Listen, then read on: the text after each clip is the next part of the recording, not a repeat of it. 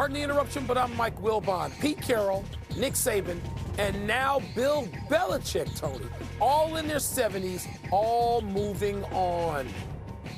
Tony Kornheiser, are you trying to push me out? Do you have your eye on somebody younger, like 73 or 74? Like, what are you doing here? What are you doing? Just hug you and welcome you. Hug you up, as the Southern College football coaches just say. Hug that boy around his neck and welcome you in.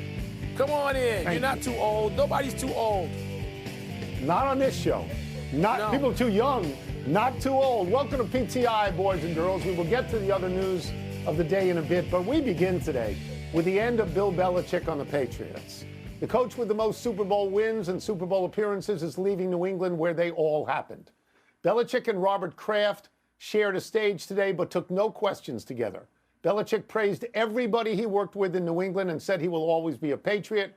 Kraft called him the greatest coach of all time. Wilbon, your thoughts on how this ended and what Belichick meant to the Patriots and the NFL? Tony, it really did seem to me sort of funereal. Just to me. This is how it struck me. And I realize that's not necessarily the case, and it seems like Bill Belichick's going to go on and coach somewhere else, and he still has quite the appetite for it. But watching Robert Kraft talk, and I was more interested in hearing Kraft talk. I mean, there's no point to hearing Belichick unless you're, in private with him. And I've had the luxury of having had that, the pleasure of having had that a few times in my life, where Bill Belichick's a real person and he's not standing in front of a microphone where it seems like somebody's killing him to be there. So I liked hearing Kraft more talk about his appreciation for Belichick and how he hired him and his impressions of him when he came after a less successful stint in Cleveland and what it was going to be like to go out and try to find somebody else coming up. And I was interested in hearing, and I'm going to beat you to go to the glasses, sort of, kind of. I was interested in hearing the former Belichick players like Teddy Bruschi, Damian Woody, Louis Riddick on our air. Just talk about what he meant to them, how he changed them, what he was like during a week of preparation, what he was like during game day. I was interested in hearing or reading, listening to Tom Brady's tweet when he thanked Belichick, and it was long and it was appreciative and it was even loving, if I can use that word. So I'm just soaking in the reaction from people close to Belichick. It's a larger universe than people might think, but it's not all that large. It's football people. And Belichick's a fascinating guy, and everybody goes at some point, and it didn't seem to have a lot of acrimony in it. And if that's the case, good. Okay, I don't mean to cast any aspersions on Bill Belichick, because I don't think we're ever going to see somebody win 6 Super Bowls and go to 9 Super Bowls again. No. And I'm comfortable with the notion that he's the greatest NFL coach of all time, though I'm old enough to remember Vince Lombardi, and I might advocate for Vince Lombardi. But Belichick is absolutely great. I just think that I think some people are getting carried away with their valedictories.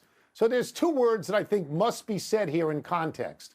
And those 2 words are Tom Brady. Nothing happened without Tom Brady.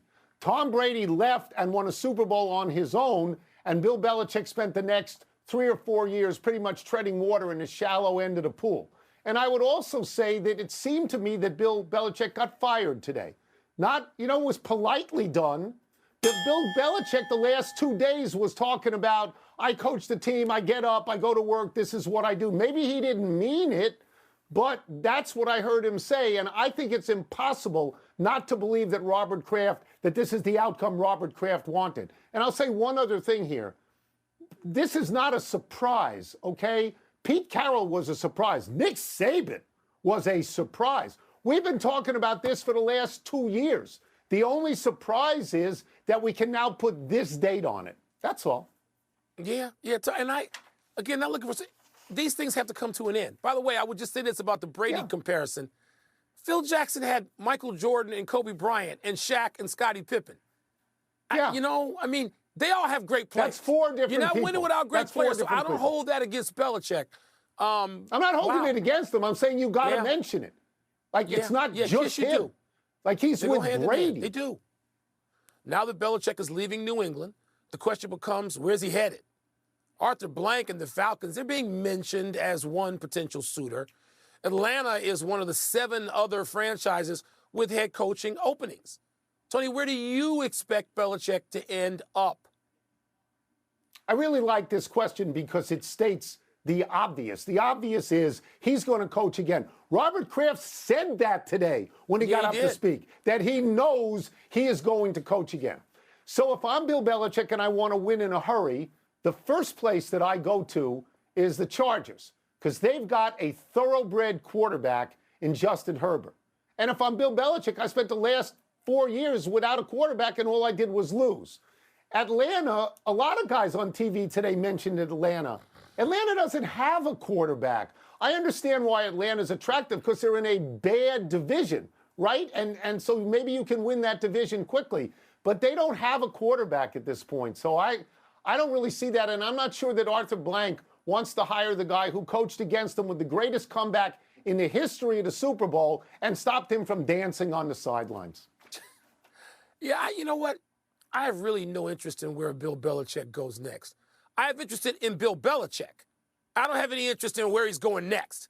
And I know you can say I'm parsing words. I just don't. I mean, he needs to go someplace with a quarterback. That's today's NFL. And we've seen him linked, as you just mentioned in the previous story, of course, with Tom Brady for 20 years. And so, but Tony, I'm going to say this. I don't think it's going to be as automatic as a lot of people think. It's great. And I, too, think, I mean, to me, Bill Belichick, yes. And I grew up in a division, following a division where Vince Lombardi was there. And my whole childhood was following losing for the franchise I follow to Vince Lombardi. I still think Belichick's the greatest coach ever of all time, period. But do I think you can just plug and play? No. Bill Belichick, I know he won in his second year in New England, Tony, but it took a while even in Cleveland to sort of get to the point where he could win and win consistently. Does he have that kind of time now at 72 years old come February or March or whenever he turns 72? No, he doesn't. It's so hard. He is so demanding. Is a new locker room going to take to that? Do coaches get you? One thing I love from hearing from Brewski and from Damian Woody and Riddick and all these guys today was talking about how even Belichick changed. There was change involved, but he's still so old school. Is the quarterback, wherever he goes, going to be able to handle that?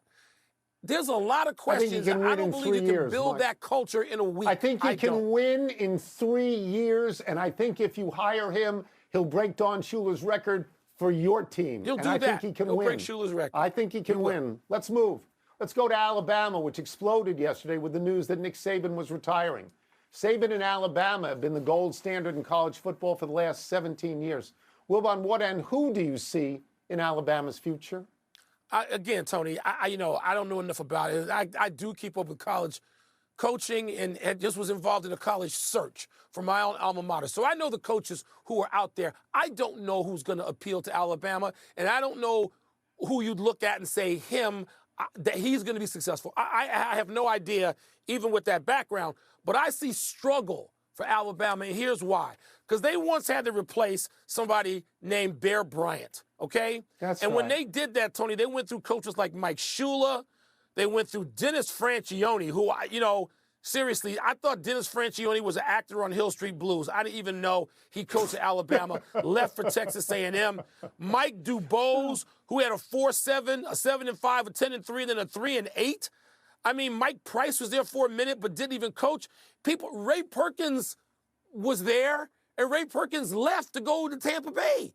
I mean, people left Alabama on their own quickly. Not like Coach Saban with a pocket full of trophies. So I see struggle, Tony. This is like replacing Coach Wooden, as we said yesterday. I see struggle for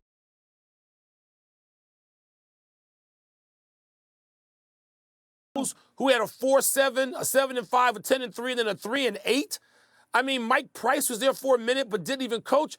Ray Perkins was there, and Ray Perkins left to go to Tampa Bay.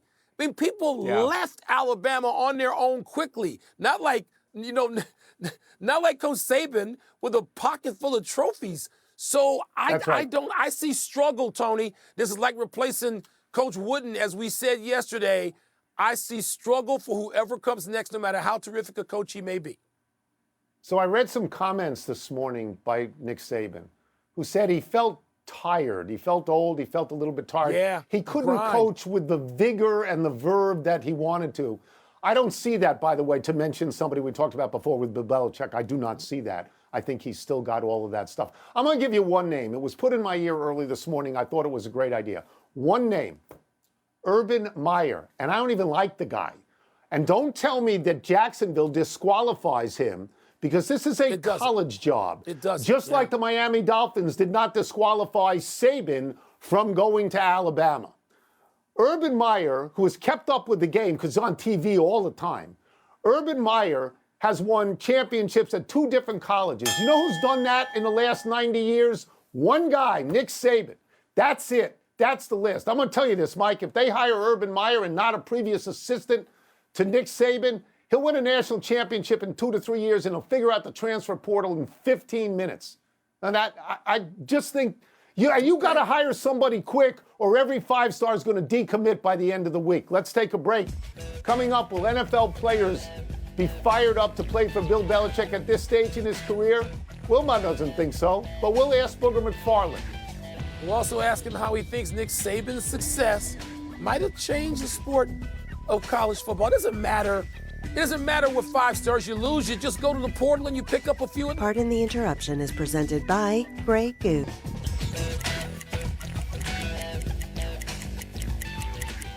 Let's get back into all the big coaching changes with our great friend, ESPN, NFL, and college football analyst, Booger McFarland, who today is wearing a shirt from Bayonne, which I have played as well. Let's start with this. You played against Bill Belichick coach teams. You've analyzed them on television for years. Can you describe what makes Belichick different from other coaches? Well, it's a couple of things, Tony. Number one, they usually don't beat themselves, and Bill is going to make sure that he's got every I dotted and every T crossed. That's number one. Number two, Bill Belichick always makes the opponent play left-handed. He's never going to allow you to do what you want to do. And to me, that's the sign of a great coach. I'm going to take what you do best away and make you do something that you don't want to do. And then thirdly, he was able to change the game plan each and every week. It doesn't matter what they did the week before. I can remember going against the Belichick team, and the week before, they started the game off with 25 straight runs. Like, who does that? They didn't even throw the football in the first 25 plays. He was willing to do whatever it took to win the football game, to break tendencies, to do all the good things that made you a better player, because ultimately the name of the game is winning football games, and he won a lot of them. Look, I think I'm old enough now where I can ask this question without being accused of ageism, but so I'm going to a certain area. If you were a young, promising player now, would you be fired up to play for Bill Belichick or Pete Carroll at this stages of their careers and lives? Yeah, because I would want to know what they knew, because they've made a lot of players great. And the number one job of a coach, Mike, is to make the players better. And I always want to know that a coach can make me better, because if he can make me better, then I can go out in professional football and make a ton of money. I really don't care if it's old school or new school. The name of the game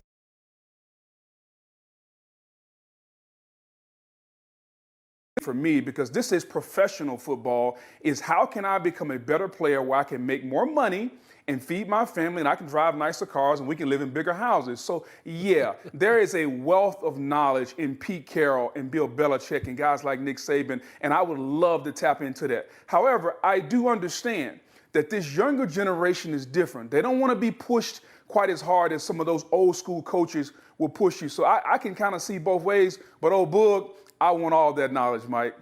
And you don't think it's passed them by in any shape or form, it sounds like?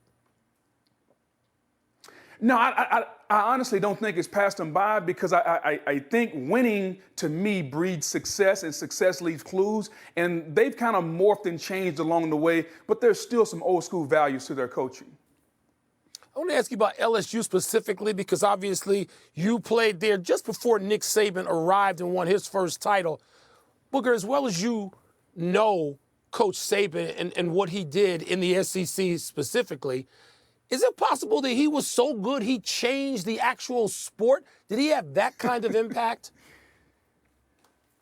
Well, what he changed is the ability to recruit. You know, we talk a lot about college football and what made Nick Saban great. 2 words: process and recruiting. His ability to go out and get the best players to come to Alabama was always outstanding. That's number one. Number two, his ability to make you focus and make you stay in the process. He wasn't worried about the outcome, Mike. Think about that. Too many times in life, we focus on the end and not the journey. We focus on the outcome and not the process. I never played for Coach Saban, but everybody that played for him said the one word he always used was process. Not the journey, the process to get where you're trying to go. And that had to be one hell of a ride because he's the greatest college football coach of all time. All right, we'll get you out of here on this. And it's also a question about Alabama now that Saban is leaving. Dan Lanning announced in a video that he's going to stay at Oregon. I don't know that he was offered the Alabama job, but he's out. Where do you think Alabama goes from here? That's a great question, Tony. I'm going to give you two names. Number one is going to be Mike Norvell, the coach at Florida State. From what I understand, there are some direct ties between the AD, Greg Byrne at Alabama, and Mike Norvell, the head coach. To me, it's got to be a guy at the top of the level of a Power 5 program that's been there and done that, and he's done it in this climate, which is a new climate. You got NIL, you got the transfer portal. So Mike Norvell will be number one. The second one would be Kalen DeBoer, because when you talk to everybody from a coaching and a teaching standpoint, no one, and I mean no one right now, is doing it better than Kalen DeBoer. So if you gave me those two, if you gave me Mike Norvell and Kalen DeBoer, I'd take that Tony Kornheiser money and that Michael Wilbon money, and I'd go to ESPN Bet, and I would bet it all on those two. Yeah, that's get great. You portal. talked about That's the portal we bigger gotta cars get to. and bigger houses. That's Wilbon's life. Oh, bigger please. cars, more houses, bigger houses. Thank you, Booger. Thank you. Thank you, Booger. Appreciate you. Anytime, man. Y'all have a great one. Let's take one last break. Still to come, a low moment for the Warriors. Ooh, real low. And should we expect the Bucks to right the ship against the Celtics tonight? Tony, you know, things cost less out in the West where there's more land. I don't mean California. Is that right? And the interruption is presented by Grey Goose. Vive la vodka. Please sip responsibly. Part of Happy Hour. Happy time, people. Happy 22nd birthday, Ellie De La Cruz. The Reds' captivating shortstop played in 98 games last year as a rookie. He had 235, 13 homers, 44 RBI, 67 runs scored, 35 steals. And these are good, but not great numbers. What is great about Cruz is his speed running and throwing. He's the kind of player who could go from first to third on a bunt. Listen to what Joey Votto said about him. This is a direct quote. He's the best runner I've ever seen. He has the most power I've ever seen, has the strongest arm I've ever seen, unquote. Now, rookie phenoms often fizzle, but the speed stuff is legit. De La Cruz tied for the fastest sprint speed in baseball last year, 30.5 feet per second, and he threw a 99.7 mile per hour relay home. Okay, all that's great, but I don't know what the numbers tell me. Tell me this. Does that make him as good on the base pass as Ricky Henderson or Vince Coleman? Does it mean his arm is strong enough to throw people out or put fear of God in the runners trying to go from first to third like Roberto Clemente's? I need human comparison. The numbers don't work for me. I don't know what they mean. Well, he's a rookie. You got to give him some time. Happy anniversary, Kansas City Chiefs. On this day 54 years ago, the AFL champion Chiefs dominated the Minnesota Vikings of the NFL 23-7 in Super Bowl IV. Like the Super Bowl III victors, the New York Jets, these Chiefs came into the game as a double-digit underdog, but decisively beat their NFL competitors.